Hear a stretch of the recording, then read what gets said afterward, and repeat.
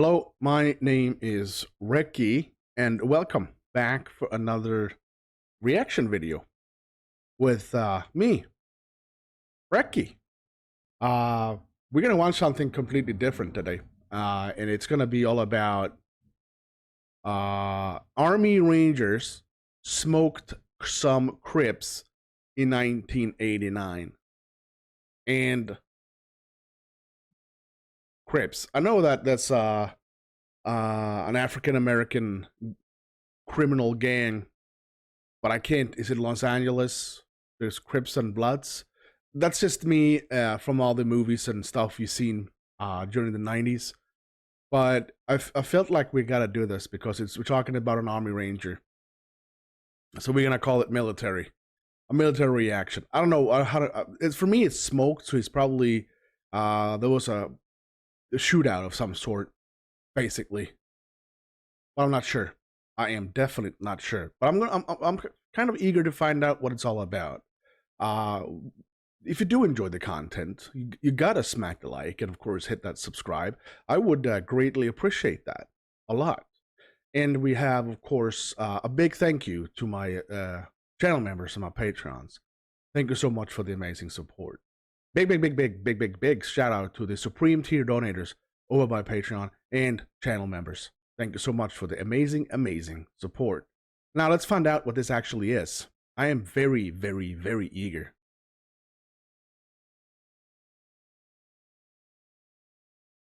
Okay. If you have any comments about this, do tell. If you have any kind of information that wasn't probably maybe in the video or something like that, it's 13 minutes long, so it's not a long video. Well, let's do this. Saturday, September 23rd, 1989. An Army Ranger who had just purchased a home. Jesus Christ, Ricky, why are you talking? Sorry about that. I was 10 years old. Like that's even matters. Saturday, September 23rd, 1989. An Army Ranger who had just purchased a home on one of Tacoma, Washington's most gang-infested streets quickly became a witness to various illegal activity happening out front of his home. He wasn't shy of confronting it or notifying the authorities, and soon after, he became the target of one of the most notorious street gangs Washington State has ever seen. All right, so Washington. I didn't know that. And after shaking up the hornet's nest one too many times, his home was ambushed by the Hilltop Crips gang, but not before he invited 15 of his Ranger buddies over for a barbecue.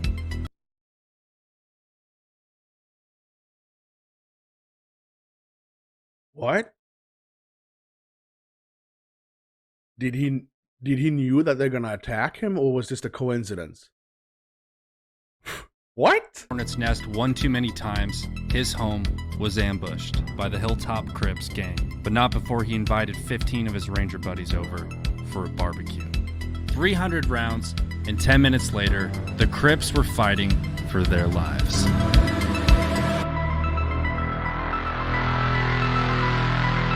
Whoa. Whoa. Whoa.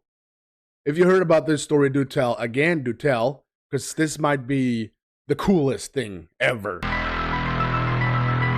Maybe. We're gonna find out.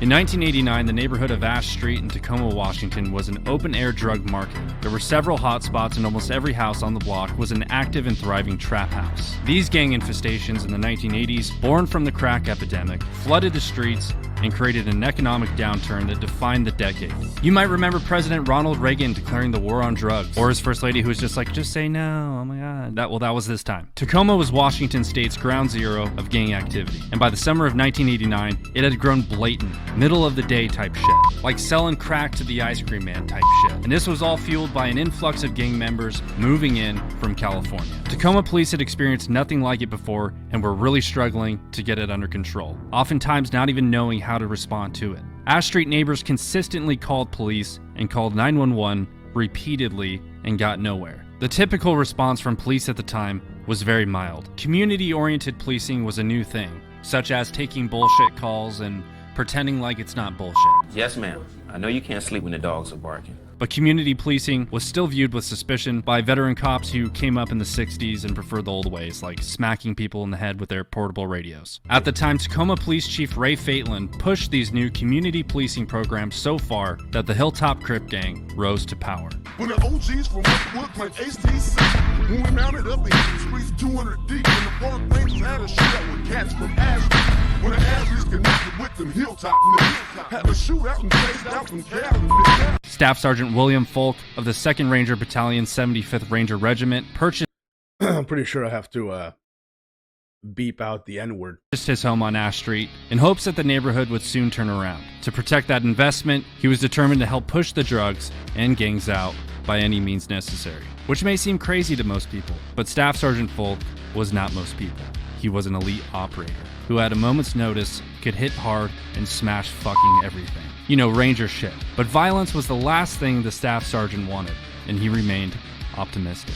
In the summer of 1989, Folk returned from a December deployment in Panama to find the neighborhood worse than when he left. Along with other neighbors who were honest, hardworking people, he formed a neighborhood group that pressed police, demanding action. The neighbors started making signs, protesting, and taking pictures of the drug dealers. Even as the tension on Ash Street rose, Chief Fatelin made a decision he would later regret. Hamstrung by budget constraints and desperately short on the patrol side, he shifted 4 of 6 officers away from the Hilltop Crime Management Team to launch a community policing pilot project.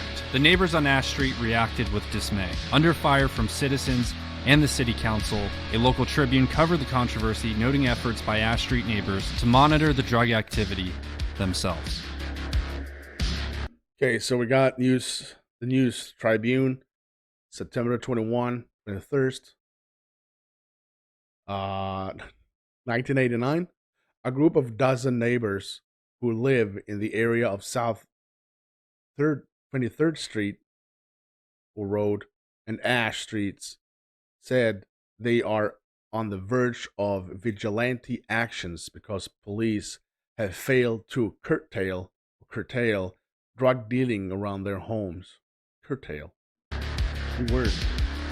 After the News Tribune piece, drug traffic on Ash Street slowed, but only so much. Staff Sergeant Folk was used to seeing more than 100 cars pass through his block on any given day, and after the story appeared, it was down to 20 cars. Folk decided to install a video camera in his upstairs window to record the traffic. He organized a neighborhood barbecue as a show of public unity set for 3 p.m. Saturday, September 23rd. He invited neighbors, friends, ranger buddies, and thought nothing more of it. The day of the barbecue, a group of Hilltop Crip gangbangers acknowledged Folk outside of his residence and gave him the gun finger. It came from a car full of Crips. Driving by his house, the index finger pointed, thumb up, a little flip of the hand, and the mouth words, boom, boom. Yeah.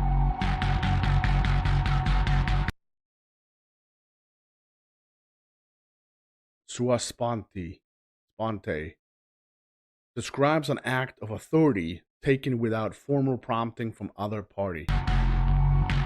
Cool, I love that. Man, epic video, dude. Oh!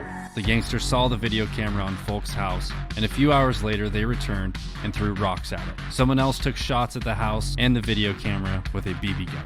Folk and a few ranger buddies then walked across the street to confront the out-of-shape, chain-smoking gangbangers who think they're hard. Folk told them to stop throwing things at his home and the neighbors' homes, to stop shooting BBs, and to instead turn their lives around and find better ways. The gangbangers warned him to take the camera out of his window. The gangbangers suggested the staff sergeant didn't know who he was dealing with. The staff sergeant suggested the gangbangers didn't know who they were dealing with. They then told him, "Your history, bitch," and told him they were going to burn his house down and light him up as soon as the sun goes down. Folk decided to walk away, and before he returned to his home, he overheard one of the Crips stating, "I'm gonna shoot that army son of a bitch." Folk then walked inside his house. He picked up his telephone, called some more of his ranger buddies from the 2nd Ranger Battalion, and invited them over for a barbecue, suggesting it wouldn't hurt if they came armed. With translation, bring your own bullets. "Hey guys, let's have a barbecue." "Okay, well yeah, what are we gonna smoke?" "Just some Crips." Boop! the shootout. My God, I got goosebumps. Including the few Rangers who were already at the barbecue and the Rangers called, the total of Rangers grew to 15. Folk told them to bring personal weapons and whatever else they had. They came armed to the teeth with handguns, shotguns, and rifles. Folk was armed with a Browning 9mm and a Colt Python 357 Magnum. Fucking Magnum. Who's the gangster now, bitch? Over a couple beers, Folk pitched to his buddies a defensive operation of his home. Stake out locations and wait, no first moves. If police come, disarm immediately, cooperate, and assist. And all of his buddies joyfully agreed and were fucking down. They thought maybe nothing will happen, but if it does, zero tolerance for dudes shooting gats and smoking Swisher Sweets. As the sun went down, the Rangers dispersed into their defensive positions, alert and observant of any and all activity inside and outside the perimeter of the house. Rangers. A few hours had passed as the Rangers held their positions. One Ranger observed Is it Rangers lead the way? a vehicle approaching in the distance at a slow rate of speed, at which point the vehicle shut off its headlights. Folk, with his Magnum in hand, returned the favor and turned out the lights in his house and in the yard. At 9:20 p.m., as the vehicle approached, someone within the vehicle fired a shot into the air. The house was now taking fire from the rear, where, according to police reports, small caliber automatic gunfire was heard. The Rangers opened a shit ton of fire, but so did the Hilltop Crips. One of the Rangers, William Edwards, was posted on the front porch. When the shooting started, he hit the ground as a bullet slammed into the wall beside him. He and other Rangers returned fire, seeing figures running amongst parked cars on the other side of the street. Ranger Russell Nolte, posted in the backyard, crawled forward as a shot hit the back of the house 3 feet over his head. Ranger Burr Settles was posted upstairs by the infamous controversial fucking video camera as a shot came through the window. The bullet grazed his head and he received multiple lacerations on his face from the shattered glass. Numerous muzzle flashes were now seen from the east. There were at least 16 shooters in 3 different locations. The Rangers again returned fire, while outside the assailants took cover amongst the parked cars, shooting over their shoulders, ducking down, shooting blindly. You know, stupid shit like that, like gangsters do. At this time, a neighbor taking cover on her kitchen floor dialed 911. And just like the famous Wild West shootout at the OK Corral, it was over in minutes. 10 minutes, to be exact. The first police car came down the middle of the street, cherries and berries on, with his siren blaring. The Rangers dropped their weapons, but as that first patrol car arrived on scene, one of the Hilltop Crip gang members popped a round off, sending the patrol car reversing out of the scene so quickly, smoke was seen coming from the rear tires. Officers in the car reported hearing 50 to 60 shots in less than 1 minute. Shortly after, more cops pulled into the block, and the gangbangers ran. As other police units arrived in the area, subjects were seen fleeing. Those subjects were pursued and some caught and detained. Tacoma Police report. Okay. So no one got killed.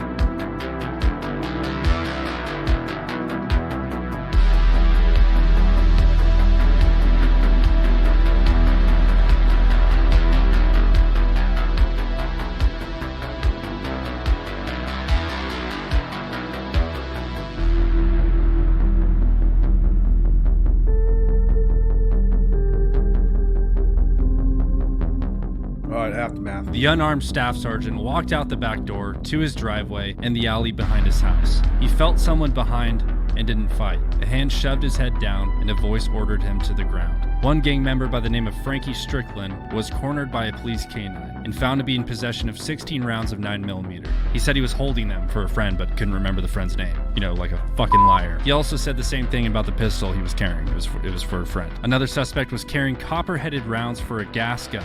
Once the situation was under control and the officers learned about the Rangers' defensive operation, the responding sergeant of the Tacoma Police Department wasn't too happy about it. He lectured Folk and the other Rangers for not calling the police for assistance until shots were fired, and felt that the situation may have been avoided by calling 911 prior to the shooting getting started. Out of what was quite possibly a 35-man gunfight with over 300 rounds shot in the dark, no one was reported to be killed or injured. For 20 years, the official version of the shootout held that miraculously no one was hurt, but there were rumors injured gang members did not seek medical attention for obvious reasons, and some may have even been mortally wounded. And according to Folk himself, during the firefight, one gang member rushed towards Folk's house. I guess he thought he was gonna John Wayne it. Folk remembered. One of the Rangers took aim and hit the gangster in the shoulder. The attacker staggered back and ran away. The moment goes unmentioned in police reports and witness accounts of the time. Unverified gossip holds that the wounded man was treated at a Seattle area hospital, over an hour away from Tacoma. Doug Sutherland, who was mayor at the time, pondered a declaration of a citywide version of martial law to combat the gang violence that immediately drew national attention. The city of Tacoma found the dollars to add more police officers to their department. Then Governor Booth Gardner even considered sending in the National Guard to Ash Street. The Hilltop Crip gang member who was arrested and found in possession of the 9mm and the pistol, Frankie Strickland, was the only man charged in connection with the shootout. He was convicted of second-degree assault and was later sentenced to 22 months in prison. The military officially considered the incident a matter of self-defense for the off-duty Rangers. On February 9th, 2010, Tacoma police and FBI launched a major crackdown on the Hilltop Crip gang and charged 32 members with up to 50 crimes, everything from theft to attempted murder and drug sales. A few years back, a Tacoma police officer said something about the shootout. He said it was the single most important incident in Tacoma that caused a change in police policies and practices. Staff Sergeant William Folk never moved away from Ash Street, and as he predicted, he was never promoted and left the Army in 1993. He still owns the property to this day. Hey guys, if you enjoyed this video, be sure to hit that subscribe button. There's a lot more of these historical crime breakdowns in the works, and you don't. That's awesome. That's really cool. I'm gonna do this directly, man. I gotta say, I wasn't really understanding what I got into. I had a bit of a hunch, of course. It was an amazing story.